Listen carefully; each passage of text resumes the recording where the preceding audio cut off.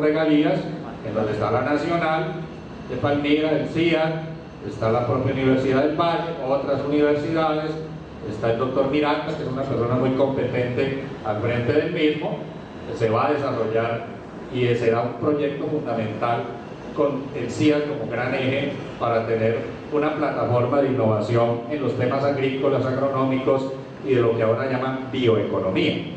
Hay otro proyecto que no solo es Palmira, sino todo el valle, que está ya en curso, que es Pacifitic, que es una alianza de empresas, operadores, Parquesoft, las universidades que tenemos programas en este campo, de la electrónica, de la informática, están prácticamente todas, CESI, Javeriana, Univalle, etcétera, asociadas en una especie de conglomerado que va a desarrollar iniciativas muy importantes en este campo. Ya hay cosas que se vienen haciendo, por ejemplo, Univalle ha contratado con la alcaldía todo el tema de educación digital para los maestros en Cali, y hay un proyecto financiado por Corea del Sur, en donde la gran multinacional Samsung tiene un papel significativo.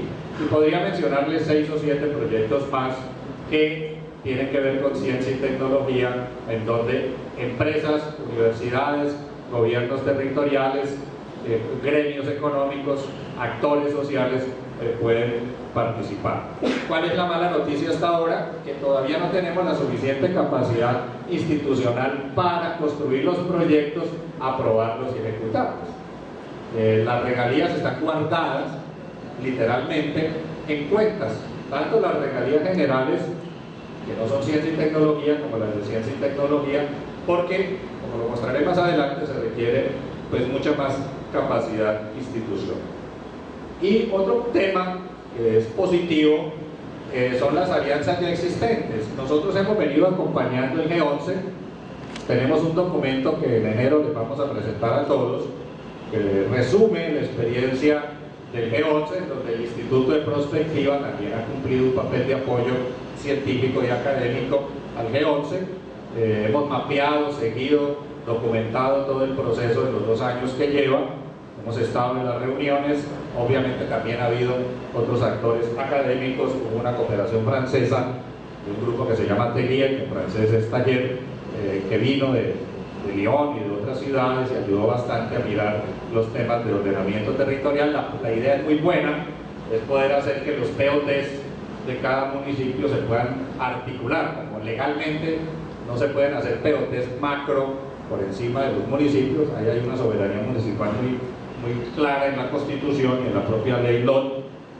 Estamos mirando cómo se pueden construir sinergias para que no se haga redundancia, ¿no? Que no haya 2 municipios intentando tener un centro de acopio o tener al mismo tiempo la disposición de las basuras, que nos pongamos de acuerdo todos, que si en Yotoco van a estar las basuras de las 5, 6, 7, 8 ciudades, pues ahí estén, cierto que si en Palmira hay determinada actividad de relleno sobre la base de manejo de la gestión de escombros, pues sea Palmira, que haya cosas que o sea, que nos repartamos y planifiquemos entre las alcaldías, las oficinas de planeación, con el acompañamiento de la academia, este trabajo. Hace unos meses, 2 meses, los alcaldes firmaron el acuerdo aquí en el puente que separa Cali de Candelaria, creo que fue el puente de Huachino, no, fue en el otro, en el de aquí, que conecta el puente del comercio. Sí, yo estaba fuera del país y lo vi por internet, creí que era en el otro puente.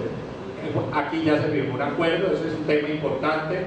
La ley de ordenamiento territorial permite crear regiones de gestión administrativa, formas de asociatividad más grandes. Igual, aquí ha habido intentos de crear área metropolitana y han fracasado en el pasado. Medellín tiene área metropolitana, Barranquilla tiene área metropolitana, Bucaramanga también, Pereira también, Cali y su entorno no lo ha tenido, porque el modelo del área metropolitana era muy centralista, ¿no? La propia ley dice que el centro es la capital o la ciudad principal, y obviamente una ciudad como Palmira o como Yumbo pues no van a someterse a que sean una suerte de alcalde menor del alcalde de Cali. Pero el modelo de G11 yo creo que es un modelo que va bien. En el caso de Buenaventura, que es un socio muy importante, tienen la ley de distrito 16-17, también el Instituto de Prospectiva ha acompañado este esfuerzo. Nosotros hemos estado en 5 frentes durante este año y el pasado, apoyando el acompañamiento del modelo de gestión Buenaventura tiene un recurso muy importante a nivel central del Estado. Finveter está jugando allí también un papel central y nosotros hemos estado acompañando a Finveter en ese proceso. Y en ese sentido, podríamos decir que la perspectiva territorial, el trabajar proyectos en Buenaventura, en Yumbo, en Palmira, en el Valle del Cauca, van avanzando y se pueden alinear. Digamos que una cosa fortuita muy importante es que el instituto ha estado en 5 de esos trabajos. Entonces nosotros hemos podido ayudar a que se coordinen y que no sean piezas sueltas de un rompecabezas, sino que se puedan converger. Y esto nos ha permitido retroalimentar mucho un trabajo con la gobernación que estamos terminando, que es el del Valle del Cauca Visión 2032. Ya le entregamos a la gobernación los documentos finales, nos hicieron recomendaciones, estamos entregando la versión con las correcciones. La próxima semana el instituto entrega ya los documentos finales para que la gobernación, que es la dueña de estos documentos, pues decida cómo utilizarlos. Nosotros como académicos pues continuaremos con nuestra tarea. Ahí hay bastantes información, estudios, datos, incluso de cosas que no se han hecho a nivel de los municipios, pero que sí hemos recogido a nivel de la región. Y además, esto es muy importante, me gustaría que hicimos mostraras el otro mapa, Ernesto, el mapa de todo el país. El anterior. Una de las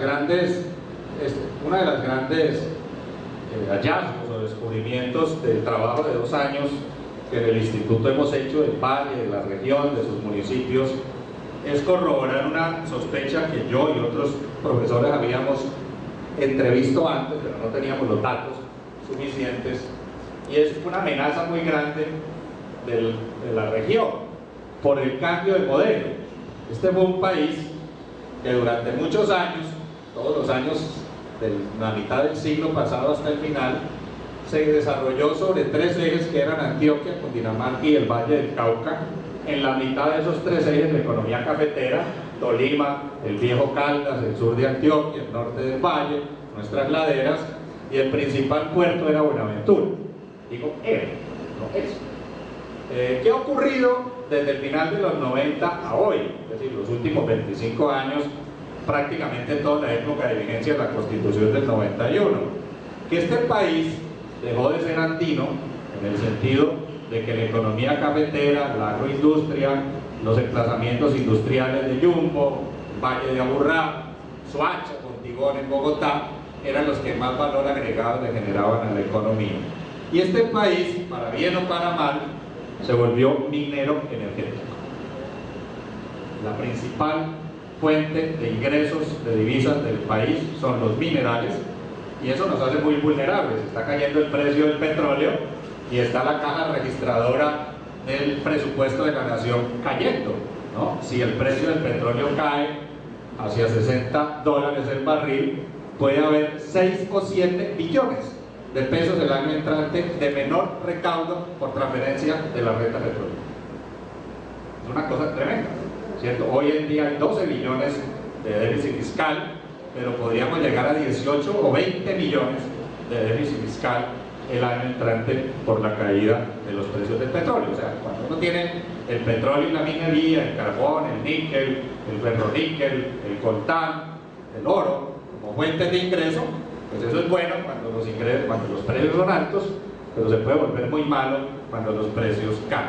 O sea, hay una vulnerabilidad muy grande de la economía colombiana, de la minería y del petróleo, y lamentablemente en el Valle del Cauca no hay una sola gota de petróleo, ni una sola, y hay muy poca minería, y la que hay es muy mala, porque es la minería criminalizada de la zona del Pacífico, o la que tiene Santander de Quilichao y algunas otras regiones que no pagan impuestos, que es una minoría que incluso fomenta toda la economía criminal de bandas criminales y de los propios grupos insurgentes.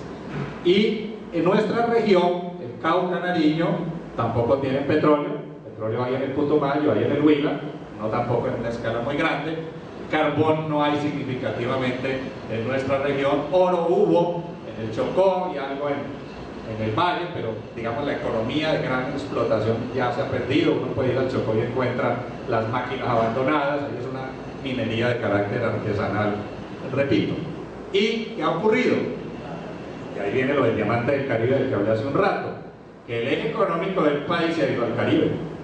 El crecimiento del PIB, del Atlántico, de Bolívar, de los últimos 15 años, duplica el crecimiento de Santander, de Antioquia, el Valle y la propia Bogotá. O sea, si hay una región que está creciendo, no es sino que se bajen del avión en Barranquilla y lo verán a simple vista, en la costa Caribe, por una ventaja natural, la de la Puerta de Oro.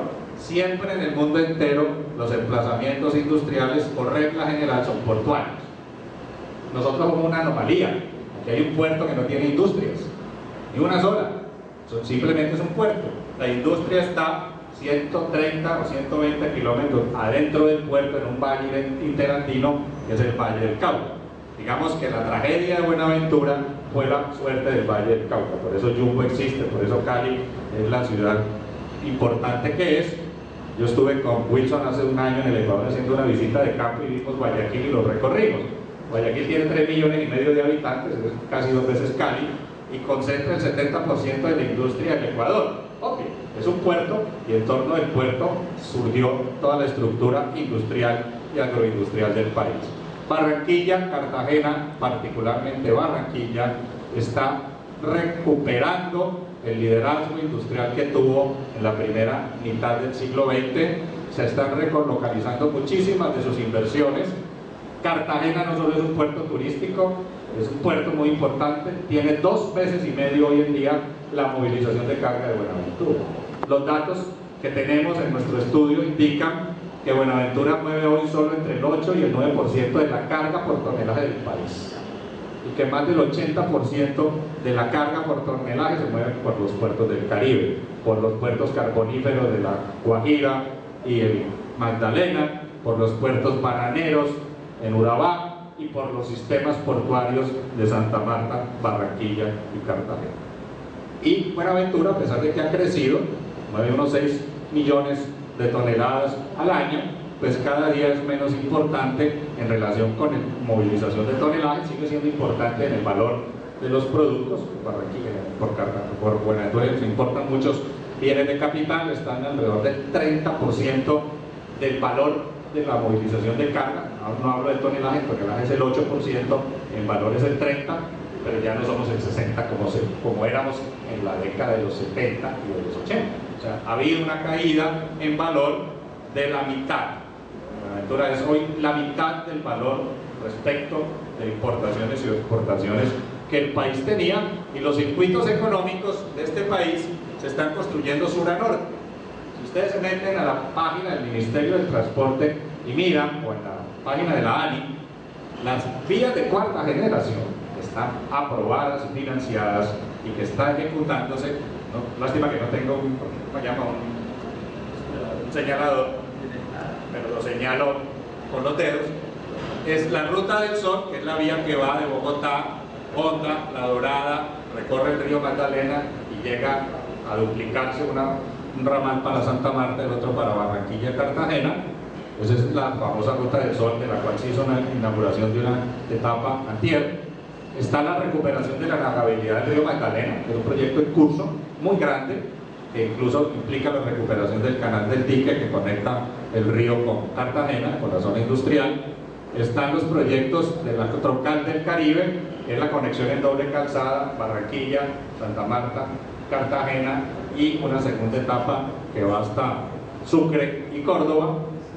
Están las autopistas de la prosperidad, que ahora se llaman del Pacífico, que son las carreteras paisas, las 4 concesiones viales de cuarta generación que conectan a Medellín con Urabá, que conectan a Medellín con la costa, que conectan a Medellín con el Magdalena Medio, con Puerto Salgar y Puerto Triunfo, y que conectan a Medellín con Caldas, o sea, nos conectan con nosotros. Entonces son vías regionales que ellos lograron meter como vías nacionales e incluirlas en cuarta generación. Y hay otras troncales muy importantes en el Casanare, entre Boyacá, Duitama, que van al Piedemonte Llanero, y el Valle del Cauca tiene solo una importante, que es Pulaló-Loguero.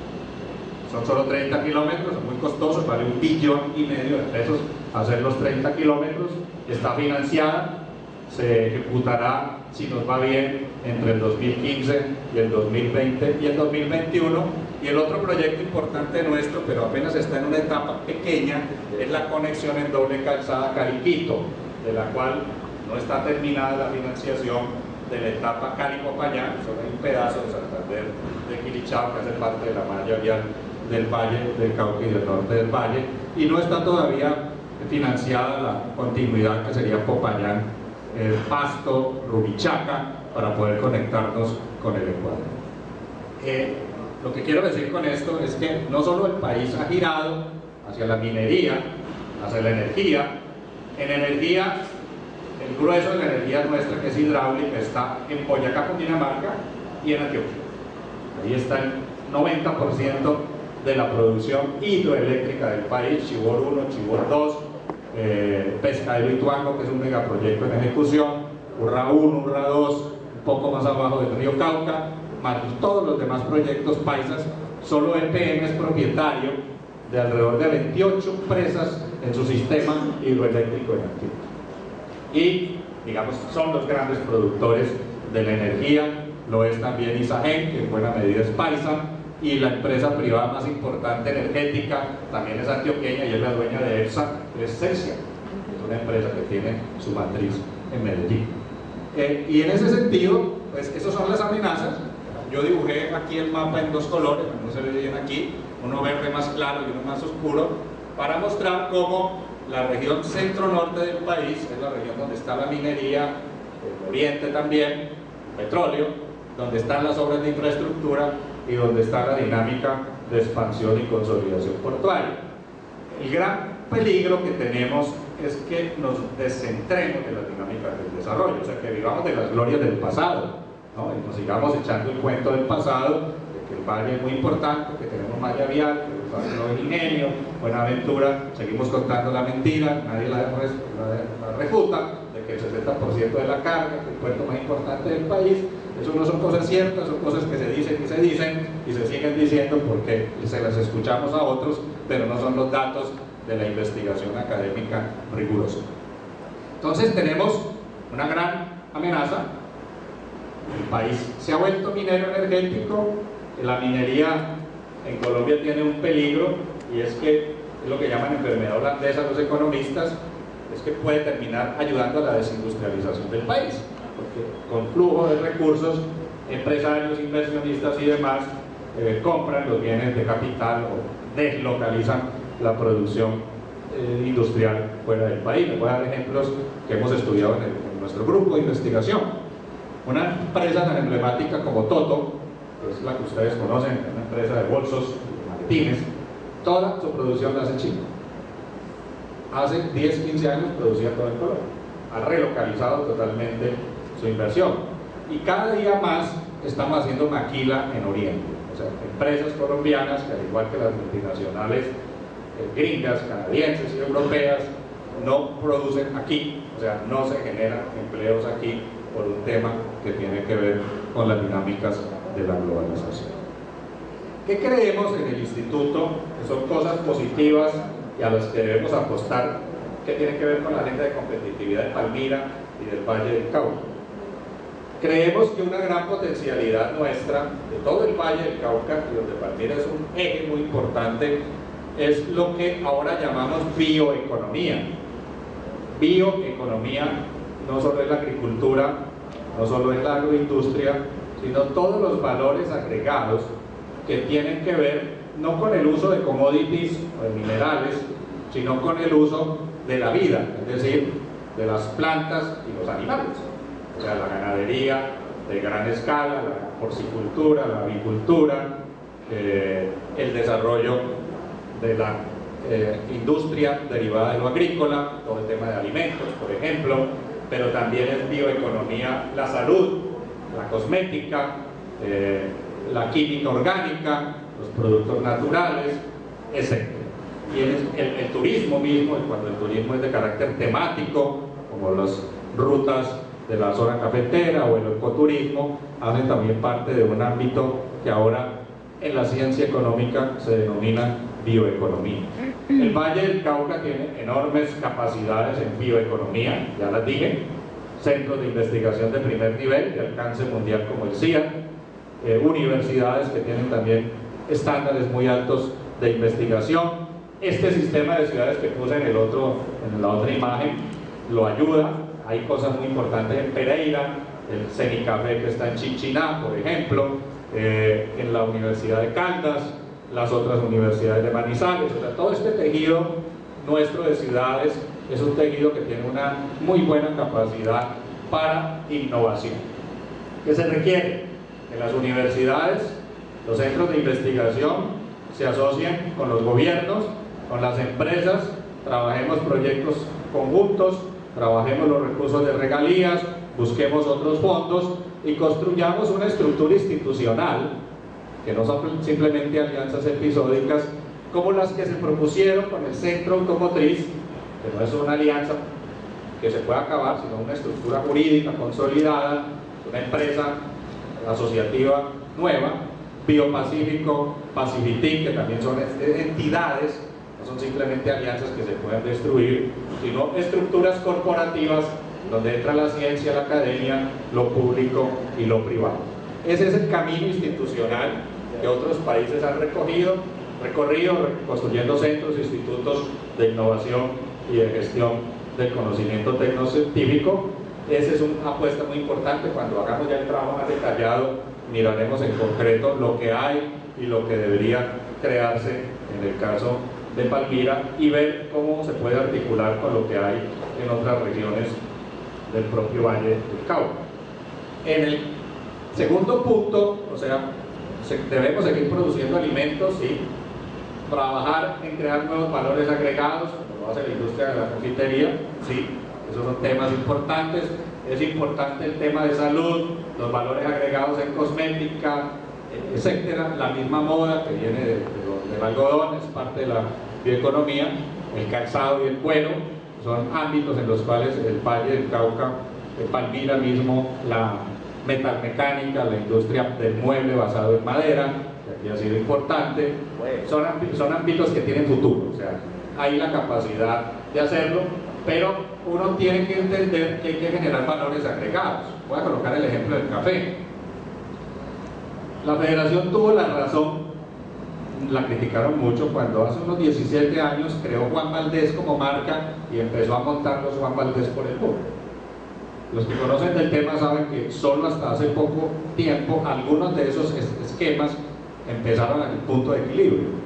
O sea, hubo una inversión muy grande de subsidio, de financiación o apalancamiento, como le queramos llamar, de la federación a esta unidad de negocios que es la marca Juan Valdez, para que no simplemente el café nuestro se vendiera y grandes empresas como Starbucks y otros lo mezclaran y ganaran la plata, sino que una empresa colombiana ella pudiera tener el valor agregado de colocar un café de marca en los mercados cosmopolitas más importantes del mundo. Esta es una tarea que todavía le falta mucho, pero va en la dirección correcta. Otro ejemplo es el trabajo que tiene que ver... ahí está, no lo había visto. Lo que llaman cafés suaves de alta denominación, ¿no? Son muy reconocidos por los consumidores. Esos cafés pueden ser pagados a 4 o 5 veces el valor de otras marcas o de otros tipos de producción y generan un esquema de valor agregado muy grande. Ahora que estuve en el Ecuador, por ejemplo, vi que los ecuatorianos hicieron lo mismo con el chocolate. Producen cacao con un gran productor y crearon, háganme cuenta, Juan Valdez, no me acuerdo de su nombre, un Juan Valdez del cacao. Y tienen restaurantes y cafeterías que no son de café, sino lugares para usar el cacao, pues el cacao es chocolate, y el chocolate produce una gran cantidad de confitería que está empezando a ser producida por los ecuatorianos. Cuando yo hice mi doctorado en Montreal, comprábamos y consumíamos los estudiantes el chocolate canadiense, que es magnífico, pero todo es cosechado en África y en Ecuador. O sea, en Canadá, por supuesto, no hay una sola planta de cacao, el invierno no la dejaría sobrevivir, pero ese es un valor agregado que está en el trópico. Si nosotros somos capaces de producir buena confitería, chocolatería, podemos tener estándares internacionales y no ser el chocolate suizo o el canadiense no hay cacao, repito, los que le den el valor agregado. Entonces, todo el tema de bioeconomía va hacia sofisticación, gestión del conocimiento, diversificación de la producción, basado en una gran potencialidad. No tenemos petróleo, no tenemos carbón, tenemos buenos suelos, tenemos agrónomos, tenemos tradición, 100 años de ingenios, el trabajo del cultivo del café. El valle ha sido muy exitoso en los últimos 10-15 años en la porcicultura, experiencias innovativas. Bucanero, para citarles un ejemplo, es una de las empresas más emblemáticas de innovación en gestión de la industria agrícola, que no solo tiene el país, sino América Latina, etc. El segundo gran tema, que tiene que ver con el primero, es la producción de alimentos. O sea, una estrategia que el país debe buscar, que la región debe ser muy construida para recuperar la soberanía alimentaria. Nosotros hoy estamos prácticamente importando en el Valle del Cauca toda la comida que nos comemos. Los datos que tenemos de DANE, más los cruces que hemos hecho con Planeación Departamental, Secretaría de Agricultura y otras fuentes, nos indican que entre un 12 o 18%, según los cálculos, de lo que los vallecaucanos comemos se produce aquí. Y hace 50 años era al revés, 70-80% de la producción alimenticia era localizada en la región. Hemos potrerizado las laderas para poner vacas en vez de comida, y las fincas de recreo han ocupado buena parte del espacio de mejor producción agrícola que tiene la región en la ladera. Y en la zona urbana, en la zona plana, como todos lo sabemos, hay un solo cultivo, que es el cultivo de la caña de azúcar, que es un alimento, produce azúcar, pero no ha permitido la diversificación de otros alimentos. El post-conflicto que se está negociando en Cuba, la negociación con las FARC, que todos esperamos se pueda culminar positivamente el año entrante, tiene un elemento muy importante, que es la reconstrucción del tejido campesino de la economía del país. Ustedes en Palmira tienen una zona de ladera muy grande, ustedes son el segundo municipio más grande, si la geografía que me aprendí en la escuela no se me ha olvidado, más o menos 1000 kilómetros cuadrados, recuerdo, 900, algo tiene Palmira, después de Buenaventura, es el municipio más grande del valle y tiene una plataforma en ladera para producción agrícola junto con sus vecinos, con Pradera, con Candelaria,